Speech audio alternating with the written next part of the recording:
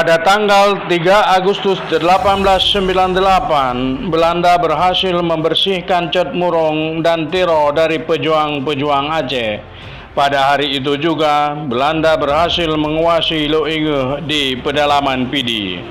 Kekalahan beruntun gerilyawan Aceh ini membuat Belanda puas hati. Pasukan Mersasenya berhasil mengepung pejuang-pejuang Aceh di Berenun pada awal September 1898.